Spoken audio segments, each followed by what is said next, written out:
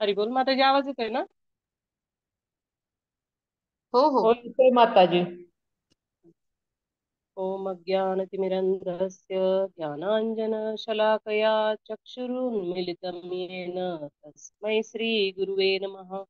श्रीचैतन्यमनोभीष्टं स्थापितं येन भूतले स्वयं रूप कदा मह्यं ददाति स्वपदान्तिकं। वन्देऽहं श्रीगुरुं श्रीयुतापदकमलं श्रीगुरून् वैष्णवांश्च श्रीरूपं साग्रजातां सहगण ललिता श्रीविशाखान्वितांश्च हे कृष्ण करुणा सिन्धु दीनबन्धु जगत्पते गोपेश गोपिकान्त राधाकान्त नमोस्तुते। तप्त काञ्चन गौराङ्गी राधे वृन्दावनेश्वरी वृषभानुसुते देवी प्रणमामि हरिप्रिये। वाञ्छाकल्पतरुभ्यश्च कृपा सिन्धुभ्य एव च पतितानां पावनेभ्यो वैष्णवेभ्यो नमो नमः। हरे कृष्णा कृष्णा कृष्णा हरे हरे, हरे राम राम राम हरे हरे। हरे कृष्णा। आज आपण पाहत आहोत अध्याय 7वा ज्ञान विज्ञान योग।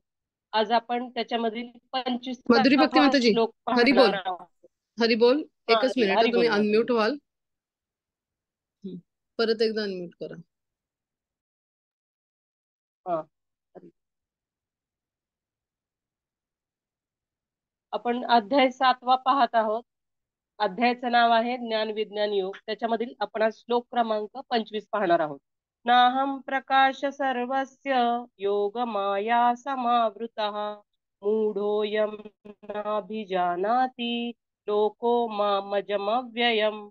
मूढ आणि अज्ञानी लोकांना मी कधीही प्रकट होत नाही आणि माझ्या अंतरंगा शक्तीद्वारे मी त्यांना अप्रकट राहतो आणि म्हणून मी अजन्मा आणि अच्युत असल्याचे ते जाणू शकत नाहीत। तात्पर्य श्रील प्रभुपाद। कोणी असा युक्तिवाद करतील की ज्या अर्थी श्रीकृष्ण या पृथ्वीवर उपस्थित होते आणि सर्वांना दृश्य होते, तर मग ते आता प्रकट का होत नाहीत? परंतु वस्तुतः ते पूर्वी सर्वांसमोर प्रकट झाले नव्हते। जेव्हा श्रीकृष्ण उपस्थित होते तेव्हा मोजक्याच लोकांना ते भगवंत असल्याची जाणीव होती। कौरव सभेत श्रीकृष्णांना सभेच्या अध्यक्ष म्हणून नियुक्त केल्यावर जेव्हा शिशुपालाने विरोध केला, तेव्हा भीष्मांनी श्रीकृष्णांचे समर्थन केले आणि श्रीकृष्ण हेच स्वतः भगवंत असल्याचे घोषित केले। त्याचप्रमाणे पांडव आणि इतर मोजक्याच लोकांना ते स्वतः भगवंत असल्याचे माहीत होते, परंतु प्रत्येकाला ते भगवंत असल्याचे माहीत नव्हते। श्रीकृष्ण हे अभक्तांना आणि साधारण मनुष्यांना भगवान म्हणून ज्ञात नव्हते। म्हणून भगवद्गीतेत श्रीकृष्ण सांगतात की विशुद्ध भक्तांव्यतिरिक्त इतर सर्व मनुष्य त्यांना आपल्याप्रमाणे साधारण मनुष्य समजतात किंवा समजतात। ते केवळ आपल्या भक्तांनाच रसराज म्हणून प्रकट होतात, परंतु इतर निर्बुद्ध आणि भक्तांसाठी ते आपल्या अंतरंगा शक्तीने आच्छादितच राहतात। श्रीमद भागवतातील 1.8.19 कुंतीदेवींच्या प्रार्थनेमध्ये सांगण्यात आले आहे की भगवंत हे योगमायेच्या पडद्याने आच्छादित असतात आणि म्हणून साधारण मनुष्य त्यांना जाणू शकत नाही। या योगमाया रूपी पडद्याबद्दल ईशोपनिषदामध्येही मंत्र 15 सांगण्यात आले आहे की त्या ठिकाणी भक्त प्रार्थना करतो की हिरण्यमयेन पात्रेण सत्यस्या पिहितं मुखम तत्वं पुषन्न पावृणु सत्यधर्माय दृष्टये। हे प्रभो, तुम्ही संपूर्ण विश्वाचे पालन करते आहात आणि तुमची भक्तिपूर्ण हाच सर्वोच्च धर्म आहे। म्हणून मी तुमची प्रार्थना करतो की तुम्ही माझे सुद्धा पालन करा। तुमचे दिव्य रूप योगमायेने आच्छादित आहे। ब्रह्मज्योती म्हणजे तुमच्या अंतरंगा शक्तीचे आवरण आहे। तुमचा सच्चिदानंद विग्रह पाहण्यात बाधा आणणारे हे दैदीप्यमान तेज कृपया दूर करा। भगवंतांचे सच्चिदानंद स्वरूप हे ब्रह्मज्योतीच्या अंतरंगा शक्तीने आवृत असते आणि यामुळेच अल्पज्ञ निर्विशेषवाद्यांना भगवंतांचे दर्शन होऊ शकत नाही। श्रीमद भागवतातही 10.14.7 ब्रह्मदेव अशीच प्रार्थना करतात, हे भगवंत, हे परमात्मन, हे योगेश्वर, तुमची शक्ती आणि तुमच्या लीला यांची गणना या जगतात कोणी करू शकेल? तुम्ही आपल्या अंतरंग शक्तींचा नित्य विस्तार करीत आहात आणि म्हणूनच तुम्हाला कोणीही जाणू शकत नाही. विद्वान, वैज्ञानिक आणि पंडित या भौतिक जगाच्या किंवा इतर लोकांच्या अणुरचनेचेही परीक्षण करू शकतील, परंतु तुम्ही त्यांच्या समोर जरी उपस्थित झाला तरी ते तुमच्या शक्तीचे अनुमान काढू शकणार नाहीत. भगवान श्रीकृष्ण हे केवळ अजन्माच नव्हे तर अव्यय किंवा अविनाशी आहेत. त्यांचे रूप हे सच्चिदानंद आहे आणि त्यांच्या सर्व शक्ती अविनाशी आहेत. हरे कृष्ण. तर आज आपण श्लोक क्रमांक 25 पाहणार आहोत. इथंच भगवंत सांगतायत की मी मूढ आणि अज्ञानी लोकांना कधीच प्रकट होत नाही. आपण पाहतो की भगवंतांना जाणणे किती कठीण आहे आणि आपण इथपर्यंत जाणले की इस्कॉनच्या कृपेनं आपल्याला एवढं तर माहित आहे की भगवान श्रीकृष्ण हेच पूर्ण पुरुषोत्तम भगवंत आहेत. हेच सर्वात महत्वाचे आहेत आणि हे सर्व गोष्टींचे मूळ आहेत हे आपल्याला समजलेले आहे. परंतु मूर्ख आणि अज्ञानी व्यक्ती असेल तर त्याला मी जाणवू देत नाहीत असं भगवंत या श्लोकामध्ये सांगतात. की भगवंत या श्लोकामध्ये सांगतात की मूढ आणि अज्ञानी लोकांना मी जाणत नाही, म्हणजे भगवंतांना जाणण्यासाठी काही गोष्टींची आवश्यकता आहे, त्या आपल्याकडे असल्या पाहिजेत. भारतातील लोक भगवंतांना जाणतात, पण कसे जाणतात? तर कुणाला वाटतं की ते खूप सुंदर आहेत दिसायला, कुणी सांगतात ते चोऱ्या करण्यात खूप एक्सपर्ट होते लहानपणी, कोणाला त्यांचं ते कोणी म्हणतं की ते उत्कृष्ट राजकारणी आहेत. प्रत्येकाला त्यांची भावलेली वेगवेगळी रूपं आहेत आणि वेगवेगळे पैलू त्यांच्या व्यक्तिमत्वाला आहेत भगवंतांच्या. परंतु भगवंत सांगतात की या अध्यायात सांगतायत की त्यांना जाणण्यासाठी काही कंडिशन्स आहेत, काही नियम आहेत.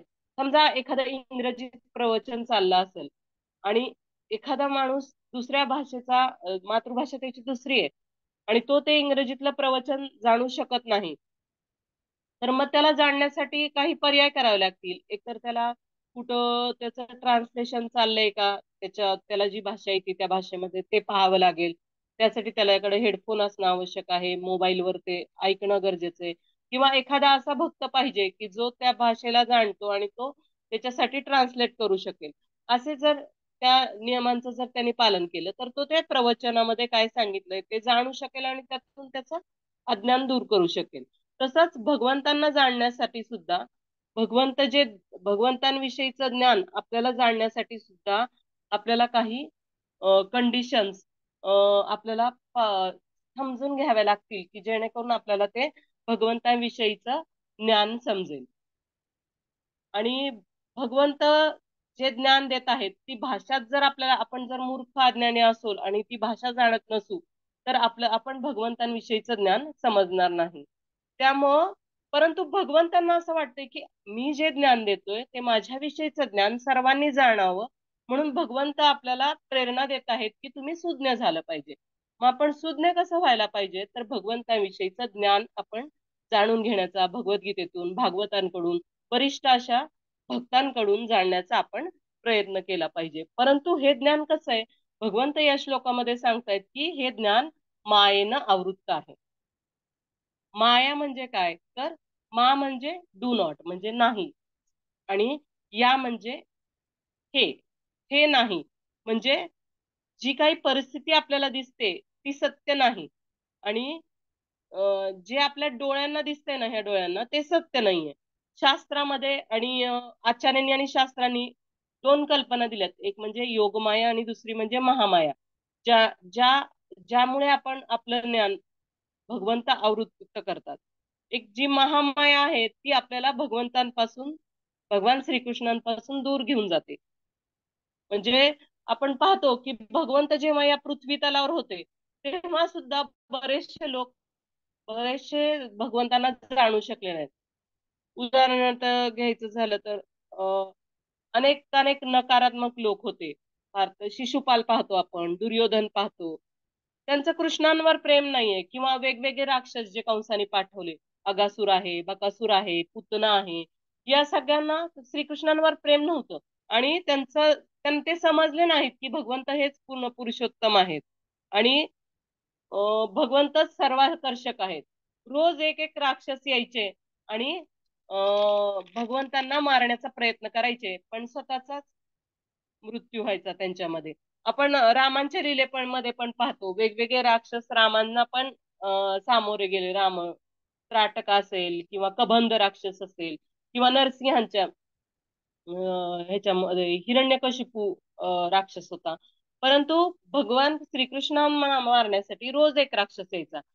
का तर भगवान सर्वाकर्षक आहेत आणि यामुळं काय व्हायचं तर रोज एकेका राक्षसांना मारल्यामुळं भगवंतांची भूक वाढायची आणि एखाद्या दिवशी जर भगवंतांना बघा आपण एखाद्या दिवशी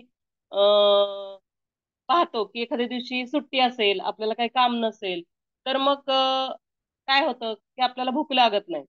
तसंच भगवंतांना सुद्धा भूक लागण्यासाठी टॉनिक होतं, कंसाने पाठवलेले राक्षस. आणि कंसाने पाठवलेल्या राक्षसांना हा मारायचा, भगवंत मारायचे आणि मग त्यांना छान जेवण जायचं. महामाया ही आपल्याला भगवंतांपासून दूर घेऊन जाते. शिशुपाल जन्म खर तर तो भगवंतांचा मावस भाऊ होता, तरी पण त्याला भगवंतांची महत्ता कधीच समजली नाही. लहानपणापासून तो भगवंतांचा द्वेषच करीत राहिला, त्यांच्यासाठी चुकीची दूषणं बोलत राहिला आणि जन्माला आल्यापासून ते मृत्यूपर्यंत तो एकच करत राहिला, तो भगवंतांचा द्वेष करत राहिला. एकतर इतका भगवंतांच्या संपर्कात असून सुद्धा तो भगवंतांना जाणू शकला नाही. दुसरं म्हणजे भगवंत जेव्हा वृंदावन वरून मथुरेला निघाले होते आणि जेव्हा ते मथुरेला पोहोचले तेव्हा त्यांना मथुरा नगरीमध्ये एक कंसाचा धोबी भेटला.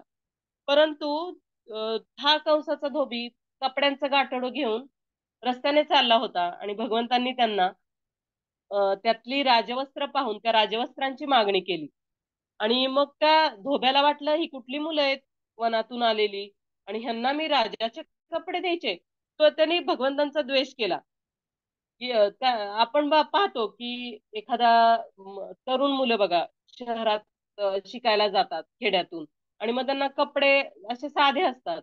मग मोठ्या शहरातील मुलांचे कपडे पाहून मग त्यांना ते तसे कपडे पेहराव करण्याची इच्छा होते आणि मग ते तसे कपडे घालण्याचा प्रयत्न करतात आणि तसे कपडे ते घालूही लागतात.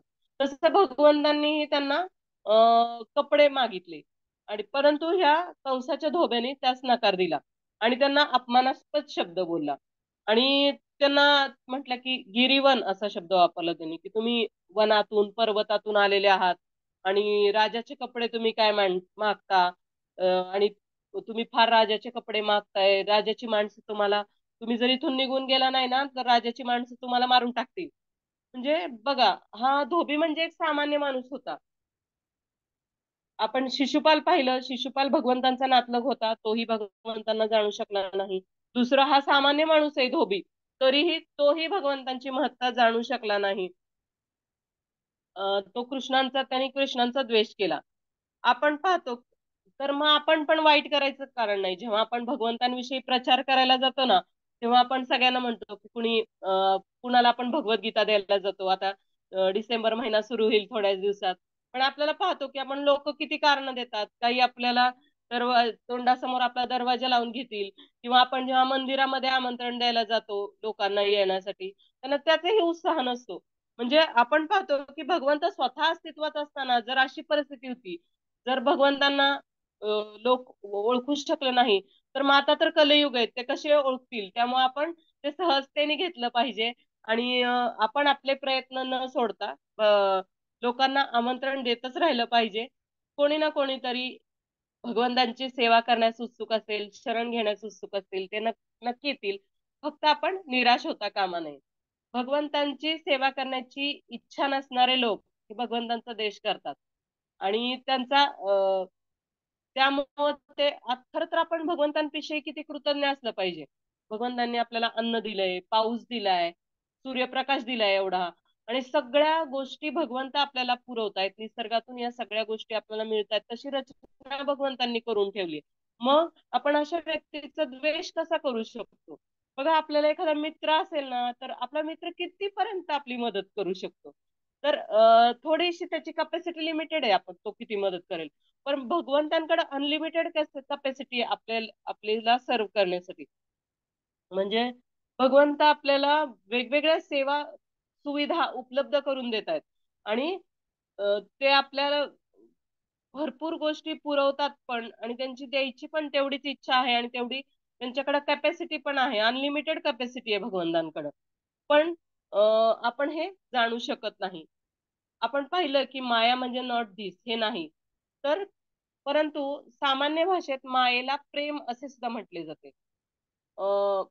आपण हिंदी पिक्चर मध्ये वगैरे समजतो की माया म्हणजे प्रेम. योग माया जी आहे, महामाया आपल्याला भगवंतांपासून दूर घेऊन जाते, पण जी योग माया आहे ना, ती आपल्याला भगवंतांकडं आकृष्ट करते. भगवंतांकडं आपण पाहतो की वृंदावन मधील विविध उदाहरणं आहेत, जी म्हणजे यशोदामाई असतील, किंवा नंद महाराज असतील, किंवा गोपपालक असतील, श्रीदामा, सुदामा, जे भगवंतांचे जे मित्र आहेत, मधुमंगल वगैरे, आणि गोपी आहेत, ती सगळी सर्वसामान्य माणसं, म्हणजे सर्वसामान्य आहेत श्रेणीमध्ये. तसं ते भक्त आहेत शुद्ध, पण तरी पण ते मायेने आणि प्रेमाने भगवंतांशी जोडले गेलेले होते. आणि ते भगवंतांचं संगोपन पण, ते गोपबालक तर भगवंतांच्या अंगावर बसायचे, त्यांच्याशी मारामारी करायचे, त्यांच्याशी वेगवेगळ्या प्रकारचे खेळ करायचे, त्यांच्या तोंडातून उष्ट अन्न काढून खायचे.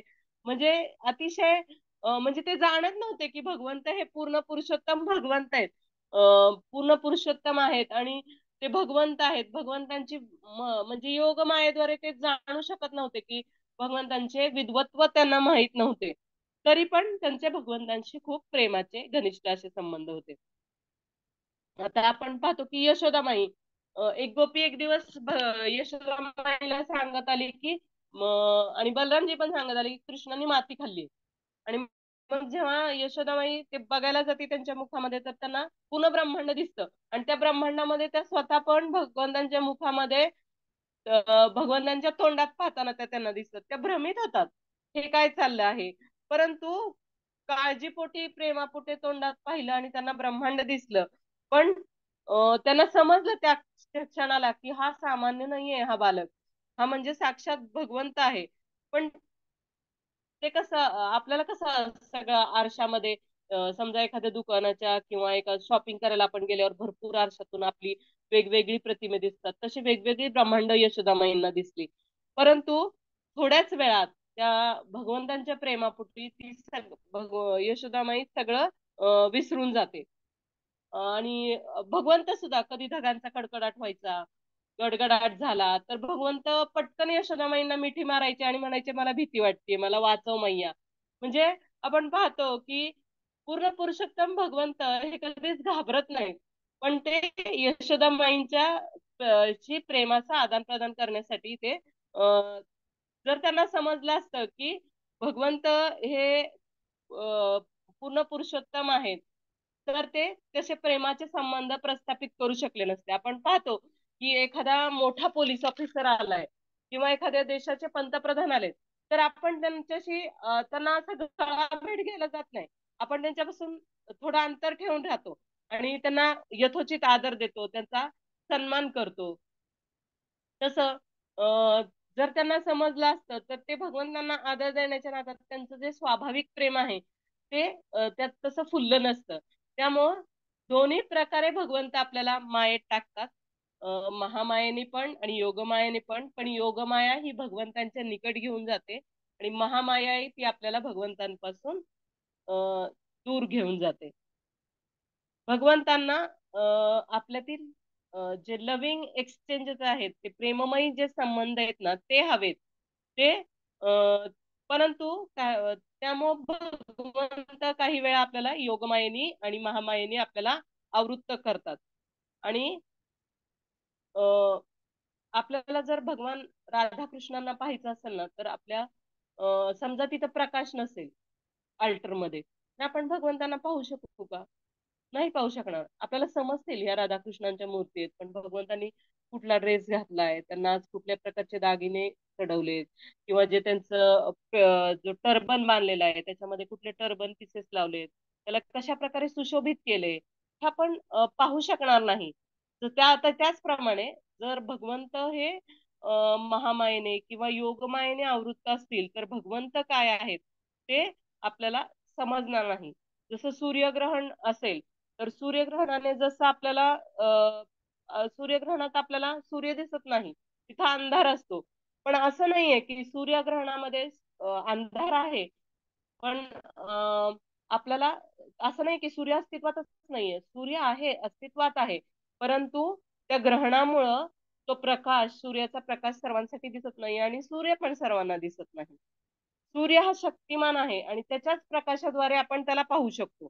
पण जेव्हा सूर्य ढगाळ हवामानामुळे किंवा वातावरणामुळे आच्छादित जातो, तेव्हा आपल्याला आपण डायरेक्टली त्याला पाहू शकत नाही. त्याचप्रमाणे आपण भगवंतांना सुद्धा या महामायेच्या, योगमायेच्या आवरणामुळे प्रत्यक्ष पाहू शकत नाही आणि आपण कम्प्लिटली भगवंतांना जाणून घेत नाही, जाणू शकत नाही, कारण भगवंतांनी स्वतःला कव्हर केलेलं असतं.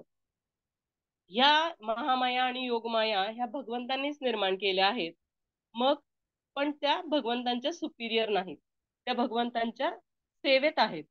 तर सूर्याने जशी आपली फक्त आपण सूर्य आपल्याला दिसत नाही आपल्या दृष्टीमुळं, आपल्या कमतरतेमुळं, तसंच आपल्याला सुद्धा म्हणून भगवंत आपण या अध्यायाच्या सुरुवातीलाच पाहिलं, पहिल्या श्लोकामध्ये भगवंत म्हणतात तच शृणु, म्हणजे भगवंत सांगतात की नो अबाउट मी, माझ्याबद्दल माहिती घे आणि माझ्याविषयी श्रवण कर. तर कसं श्रवण केलं पाहिजे की तुझ्या मनात कोणताही डाऊट नको, माझ्याविषयी कुठलीही शंका. म्हणजे आपण आतापर्यंत पाहिलं की मोहमाया आपल्याला भगवंतापासून दूर नेते आणि योगमाया भगवंतांच्या जवळ नेते. आपण पाहतो बघा, ट्रेनमध्ये समजा आपल्याला एखादा व्यक्ती भेटला, आपल्याला त्याची ओळख नाहीये, पण एखादा व्यक्ती भेटला, आपल्याला वाटतं की हा व्यक्ती चांगला आहे. आणि एखाद्या भक्ताचं कसं असतं की एखादा व्यक्ती भेटला की आपण त्याच्याशी बोलून त्याला भगवंतांविषयी ज्ञान देण्याचा किंवा त्याच्याविषयी माहिती घेण्याचा प्रयत्न करतो. मग आपल्याला थोड्या काळाने समजतं की हा व्यक्ती खूप चांगला आहे. मग तो माणूस तुम्हाला त्याची ओळख सांगतो, त्याचं कार्ड देतो, परंतु तो व्यक्ती स्वतःबद्दल एवढी माहिती सांगेल का? नाही सांगणार, कारण व्यक्ती शाय असतात आणि स्वतःबद्दल कोणी प्रौढी मिरवत नाही. पण त्याविषयी, त्या माणसाविषयी जर आपल्याला जाणायचं असेल तर आपण काय केलं पाहिजे? कोणी सांगू शकेल? काय केलं पाहिजे आपण त्या व्यक्तीबद्दल जाणायचं? सगळ्यांचं म्यूट असेल. मी मी सांगते तुम्हाला की जर त्या व्यक्तीबद्दल आपल्याला माहिती करायची असेल तर आपल्याला काय करायला पाहिजे, त्याच्या जवळची जी व्यक्ती आहे, समजा त्याचा एखादा सेक्रेटरी असेल, खूप मोठा माणूस असेल, तर तो सेक्रेटरी त्याच्याविषयी भरपूर माहिती देऊ शकेल. म्हणजे त्याचं किती, त्याचे कुटुंब कसं आहे, तो माणूस कसा आहे, तो कसं कुठं कार्य करतोय, तो कुठं नोकरी करतोय, किंवा त्याचा एकंदरीत स्वभाव कसा आहे. तर हे सगळं आपल्याला त्या सेक्रेटरी कडून माहिती करून घ्यावी. तसं भगवंतांबद्दल आपल्याला जर माहिती करून घ्यायची असेल तर आपल्याला भगवंतांच्या भक्तांकडून भगवंतांविषयी श्रवण केलं पाहिजे, तरच आपल्याला भगवंतांविषयी माहिती समजेल. या श्लोकामध्ये अजूनही तात्पर्य प्रभुपाद सांगतात की कुंती महाराणी सांगतायत की माया जवनिका छान्नम, म्हणजे तुम्ही मायेने भगवंतांना सांगतात की तुम्ही मायेने आवृत्त आहात, परंतु मूर्ख लोक तुम्हाला जाणू शकत नाही, कारण तुम्ही अधोक्षज आहात. अधोक्षज म्हणजे इंद्रियांच्या पलीकडे आहात, तुम्ही इंद्रियांच्या स्वामी आहात आणि या भौतिक इंद्रियांनी तुम्हाला जाणणं शक्य नाहीये, आम्ही तुम्हाला ओळखू शकणार नाही. मग ते खूप छान उदाहरणं देत आहेत की तुम्ही कृष्ण तर पूर्ण पुरुषोत्तम भगवंत आहेत, आणि जसं एखादं नाटक असेल ना, तर त्या नाटकामध्ये जसं नाटककार जो असतो, तो म्हणजे नाटकामध्ये काम करणारा जो ऍक्टर असतो, त्यांनी वेशभूषा वेगळी केलेली असते, त्यांनी छान मेकअप केलेला असतो, भलेही तो आपला मित्र असो किंवा मैत्रीण असो, पण त्या नाटक जेव्हा चालू असतं तेव्हा आपण तो मित्र म्हणून आपण त्याला ओळखू शकत नाही. त्याचे हावभाव, त्याची ऍक्टिंग, त्याचे डायलॉग पाहून आपण त्या भावामध्ये जातो आणि त्याला ओळखू शकत नाही. तसं भगवंत हे पूर्ण पुरुषोत्तम भगवंत आहेत आणि ते वेगवेगळे रोल्स प्ले करतायत. म्हणजे त्यांना सर्वसामान्य व्यक्तीप्रमाणे त्याला आपण पाहतो की त्यांना जन्म पण घ्यावा लागला नाही. जेव्हा ते देवकी मातेच्या गर्भातून आले ना, तेव्हा ते चतुर्भुज गर्भातून ते जन्मच घेत नाहीत, ते अजन्म आहेत. ते देवकी मातेच्या गर्भातून जन्म घेतात, पण ते आई वडील म्हणून त्यांना स्वीकारतात. आणि चतुर्भुज रूप, कोणीही चतुर्भुज रूपात, भगवंत साक्षात भगवंत आहेत, त्यामुळे ते चतुर्भुज रूपात अवतरित होतात. आपण पाहतो की कृष्ण हे सर्वसामान्य बालकासारखे रडले नाहीत, तर ते हसत हसत जन्माला आले. आणि आपण पाहतो, जसं आता नाटकातलं मी उदाहरण दिलं, तसं आपला स्वामी जसा कोणत्याही वेशात असतो ना, तेव्हा कुत्रा त्याला कधी विसरत नाही. तो कोणताही वेश घालून आला ना, कुत्रा त्याला ओळखतोच. त्याप्रमाणे आपणही आपल्या भगवंतांना ओळखायचा नेहमी प्रयत्न केला पाहिजे. जर आपण तो दासानुदास भाव ठेवू आणि भगवंतांची सेवा करत राहू त्या भावामध्ये, तर आपण पण निश्चित भगवंतांना ओळखू. आणि जेवढा ऍक्टर एक्सपर्ट असतो ना, तोपर्यंत आपण ओळखू शकत नाही. पण जर आपण भगवंतांना आपल्याला जाणायचं असेल, तर आपल्याला त्या कुत्र्याप्रमाणे आपल्या स्वामींना ओळखता आलं पाहिजे. आसुर पण आपण पाहतो की आसुर भगवंतांचा नेहमीच राग करतात, ते भगवंतांना ओळखू शकत नाही. परंतु आपण हेही पाहिलंय की भगवंतांच्या लीलामधून की देवी देवता सुद्धा भगवंतांना ओळखू शकत नाही. आपण पाहतो की इंद्र किती कल्चर्ड होता, पण इंद्र सुद्धा भगवंतांना जाणू शकला नाही, ओळखू शकला नाही, कारण भगवंत एका सामान्य गोपबालकाच्या वेशामध्ये होते. आणि जेव्हा इंद्रपूजा नाकारली गेली आणि गोवर्धनाची पूजा ठरवली गेली, तेव्हा इंद्राने भरपूर पाऊस पाडला आणि त्याची शिक्षाही त्याला मिळाली भगवंतांकडून. त्याला इंद्र ओळखू शकला नाही. ब्रह्माजी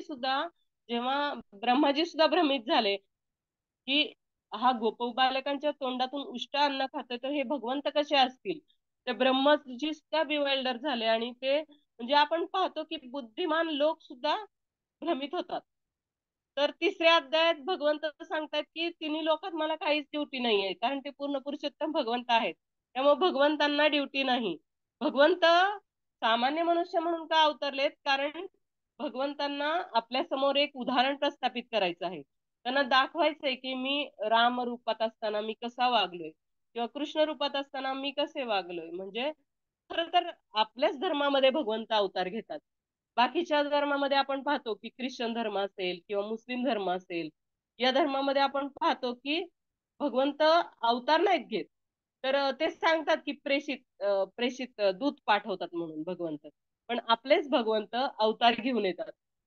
या संदर्भात एक अकबर बिरबलाची छान गोष्ट आहे, की ती मी तुम्हाला इथे सांगते की अकबराला वाटायचं की नाही, तुमचे भगवंत कसे अवतार घेतात स्वतः, आमचे बघा भगवंत दूत पाठवतात.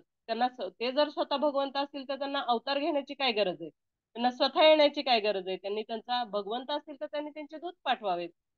मग असं जेव्हा बिरबलाबरोबर त्यांचा वादविवाद चालू असताना बिरबल काय करतात, त्यांच्या मुलाला पाण्यात ढकलून देतात.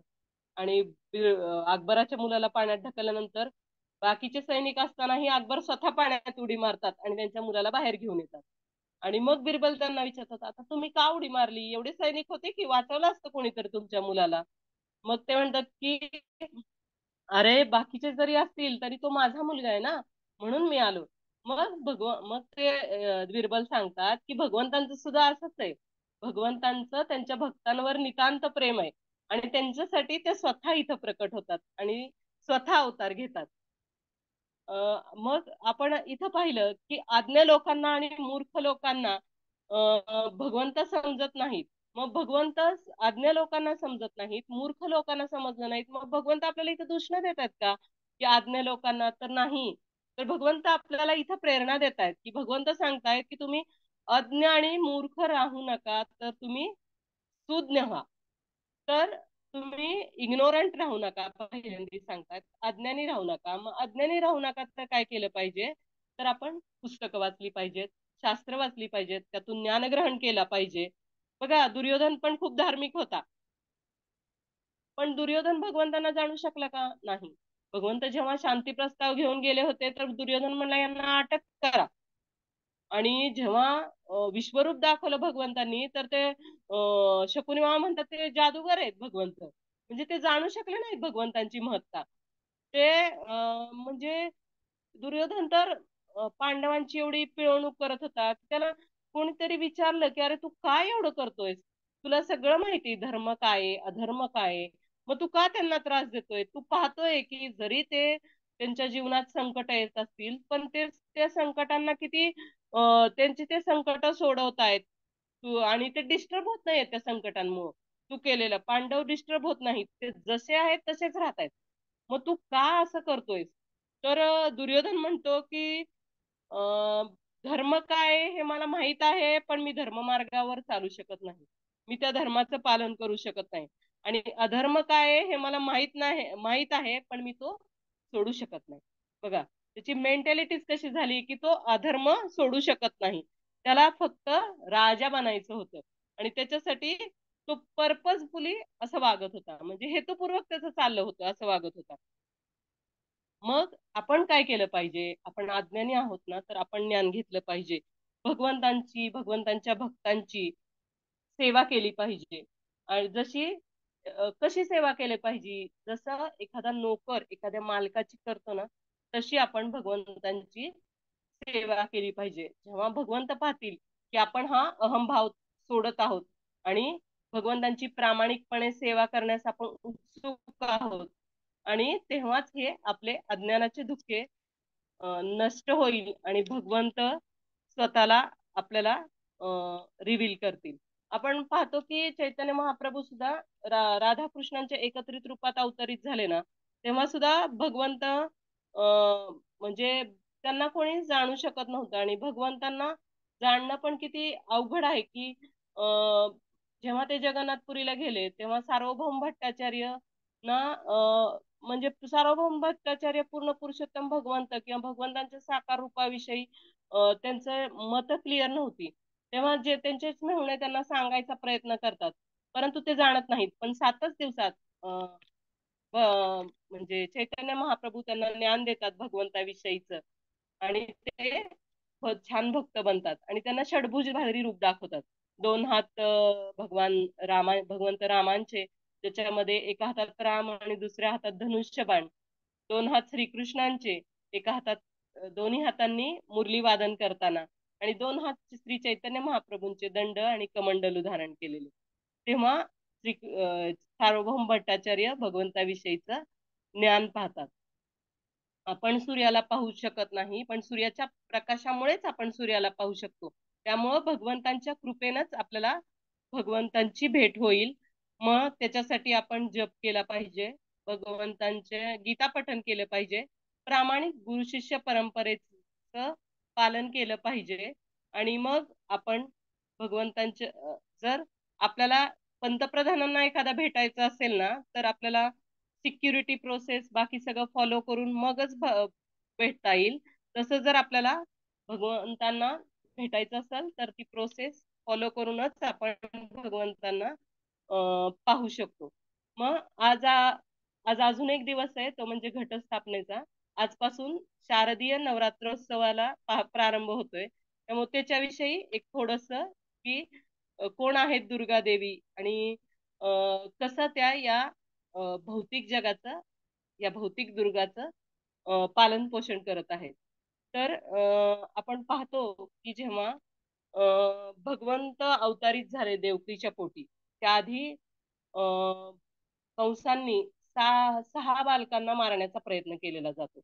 आणि तेव्हा भगवंत योगमायेला बोलवतात, आणि त्याआधी अनंतशेष जे आहेत ते भगवंतांना विनंती करतात की मागच्या अवतारात मी तुमचा धाकटा भाऊ म्हणून आलो, लक्ष्मण म्हणून, आणि तुम्ही जे केलं ना, तुम्ही जे कराल ते मला सगळं ऐकावं लागलं.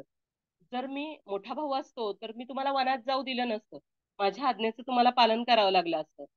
आणि लहान भाऊ असल्यामुळे मला अनेकही बाकीच्या प्रॉब्लेम्सला फेस करावं लागलं, पण आता मला तुमचा मोठा भाऊ बनून यायचंय. मग भगवंत प्रेमाचे भुकेले आहेत, भगवंतांना भक्तांचं प्रेम हवंय. त्यामुळं भगवंत त्यांची ही विनंती मान्य करतात आणि योगमायेला आमंत्रित करतात, आणि योगमायेला सांगतात की तू हा 7वा गर्भ आहे तो रोहिणी मातेच्या गर्भात स्थानांतरित कर.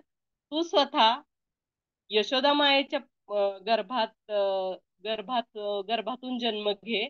आणि जेव्हा भगवंत श्रीकृष्णांचा जन्म झाला तेव्हा ती वसुदेव जातात आणि योगमायेला घेऊन येतात, आणि भगवंतांना वृंदावनामध्ये नेऊन ठेवतात, तेव्हा जेव्हा कंस येतो तेव्हा त्याआधी भगवंत योगमायेच्या सर्व सेवांनी संतुष्ट होतात आणि तिला आशीर्वाद देतात की तुझ्या सर्व कामना पूर्ण होतील. तू म्हणजे या जगातील लोक तुझी धूप दीपांनी आरती करतील आणि सुंदर सुंदर फुलांच्या माळा तुला परिधान करतील आणि तू माझी धाकटी बहीण म्हणून जाणली जाशील. आता आपल्याला समजलंय की दुर्गादेवी म्हणजे भगवंतांच्या धाकटी बहीण आहे. आणि मनुष्य तुझी पृथ्वीवर वेगवेगळी स्थानं बनवतील आणि तुला दुर्गा, भद्रकाली, वैष्णवी, विजया, कुमुदा, चंडिका, कृष्णा, ईशानी, शारदा, अंबिका या वेगवेगळ्या नावांनी तुला जाणले जाईल. खर तर दुर्गादेवी या भौतिक दुर्गाचे जेलर आहेत. आणि जेलर म्हणजे स्वतः नियम बनवत नाही, तर जे नियम बनवले त्या नियमांचं पालन नियमांचं पालन कसं होईल हे पाहतात. आणि मग ह्या दुर्गादेवी आहेत या भौतिक दुर्गाचं एक जेलर म्हणून त्याचं रक्षण करतायत. आणि त्रिविध ताप आहेत त्यांनी त्या सगळ्यांना जे चुकीचे वागतायत त्यांना शासन पण करतात. आधी भौतिक, आधी दैविक आणि आध्यात्मिक क्लेशांद्वारे या दुर्गादेवी सगळ्यांना शासन पण करतायत, चुकीच्या व्यक्तींना. आणि शास्त्रात भागवतामध्ये आपण एक कथा पाहतो की जडभरत हे भगवंतांचे शुद्ध भक्त होते आणि त्यांना त्यांचा जेव्हा बळी देण्याचा प्रयत्न गेला काली देवतेसमोर, तेव्हा साक्षात काली देवी प्रकट झाली आणि त्यांनी त्यांचा जो भक्त आहे त्या भक्ताला मारून टाकलं. का तर तू माझ्या म्हणजे जे आराध्य दैवत आहेत दुर्गादेवींचे, त्या आराध्य दैवताच्या भक्ताला तू मारू शकत नाहीस. म्हणून त्यांनी जडभरताला वाचवलं आणि स्वतःच्या भक्ताला, त्या असुराला मारून टाकलं. आणि दुसरी एक गोष्ट शास्त्रामध्ये सांगितली होती की एक चंडीदास नावाचा एक देवी भक्त होता आणि त्याच्यामध्ये तो त्याच्या खूप श्रीमंत होता. त्याच्या बागेमध्ये वेगवेगळ्या प्रकारची फुलं होती आणि त्याचाच भाऊ त्याच्या शेजारी राहत होता, पण तो विष्णू भक्त होता. आणि एकदा काय होतं की त्याच्या बागेमध्ये एक सुंदर फुल उमटतं आणि ते सुंदर फुल पाहून त्याच्या भावाची इच्छा होते की हे फुल मी माझ्या शालिग्राम शिलेला, जी की विष्णू देवतेचं रूप आहे, त्या शालिग्राम शिलेला मी अर्पण केली पाहिजे. परंतु तो मनोमन ते फुल न तोडता मनोमन ते फुल त्या शालिग्राम शिलेला अर्पण करतो. आणि जेव्हा चंडीदास बाहेर येतो तेव्हा त्याची नजर त्याच फुलावर पडते आणि ते फुल उचलून तो दुर्गा देवतेला अर्पण करतो. आणि त्यावेळी देवी साक्षात प्रकट होते आणि ती म्हणते की तू आज मला खूप प्रसन्न केलंय. का प्रसन्न केलंय? की माझ्या स्वामींना वाहिलेलं फुल तू मला अर्पण केलं आहे, त्यामुळं मी खूप प्रसन्न आहे तुझ्यावर. म्हणजे दुर्गा देवी या भगवंतांचा जो महाप्रसाद रूपी फुल आहे ते पाहून त्या खूप प्रसन्न झाल्या. आणि त्याच्यावर एरवी त्या कधी चंडीदासाला दर्शन दिलं नाही, पण म्हणजे दुर्गादेवींची पण इच्छा असते की तिच्या भक्तांनी भगवान तिचे आराध्य दैवत म्हणजे दुर्गादेवीचे जे आराध्य दैवत आहेत भगवान श्रीकृष्णांची उपासना करावी. म्हणून आजच्या या घटस्थापनेच्या या शारदीय महोत्सवाच्या पहिल्या दिवशी आपण भगवंतांना दुर्गादेवीला प्रार्थना करूयात की तू आम्हाला भगवंतांच्या सेवेमध्ये निरंतर राहू दे, भगवंताविषयी ज्ञान घेण्याची बुद्धी आम्हाला द्या, म्हणून आपण त्यांना प्रार्थना करूयात. धन्यवाद. हरे कृष्ण. कुणाला काही प्रश्न असतील तर विचारू शकता. हरी हरी बोल.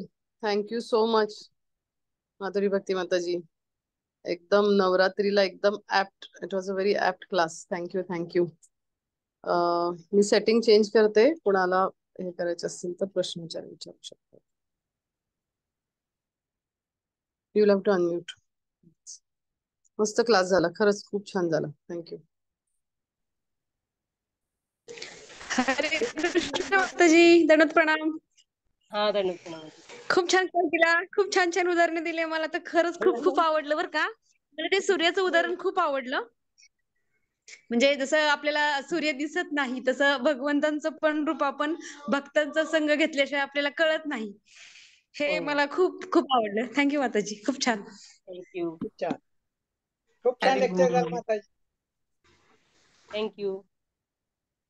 हरी बोल. दंडकपणा माताजी. तुम्ही जे हरी बोल. प्रोसेस बद्दल सांगितलं ना ते खूप आवडलं आणि खूप लेक्चर मध्ये तुमच्या स्पष्टता होती की आपल्याला जर भगवंताला जाणून घ्यायचं असेल तर त्याच्यासाठी पात्रता हवी, काही नियम हवेत. त्याच्यासाठीची उदाहरणं खूप छान दिलीत आणि विशेष म्हणजे शेवटचं जे सांगितलं की दुर्गा देवींना आपण काय प्रार्थना केली पाहिजे, तशी प्रार्थना नक्कीच आपण सगळेजण करू. त्याच्यामुळे खूप धन्यवाद माताजी आजच्या क्लाससाठी. Thank you thank you. काही प्रश्नच नाहीयेत. पवित्रीला माताजी हरी बोल. येस माताजी. नोट्स हा काढले असतील तर टाका ना ग्रुप वरती. आता नोट्स नाही काढल्या मी, खूप बराबरा सांगत होते माताजी. मी बरं. ते रिलीज करत होते फक्त स्टोरी वगैरे.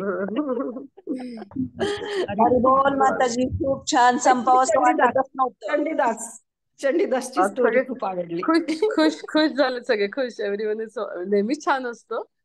खुश. पण आज खूप छान होतं. थँक्यू माताजी. हरी बोल. हरी बोल. नवरात्राचं खूप छान सांगितलं तुम्ही. सगळ्यांना त्याचं भावलं असेल एक दुर्गा छान छान. देवीचं. सगळ्यांना भावतं.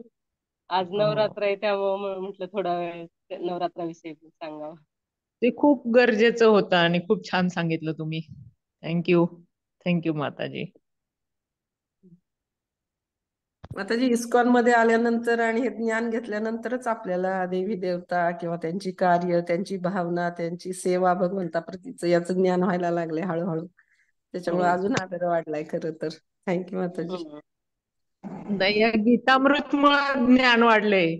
आलं का लक्षात? त्यासाठी आपण तुमच्या सगळ्यांचे छान छान क्लासेस. हरी बोल. जय हो. थांबायचं माताजी. चालेल. हो हो. You are only host. You can end it.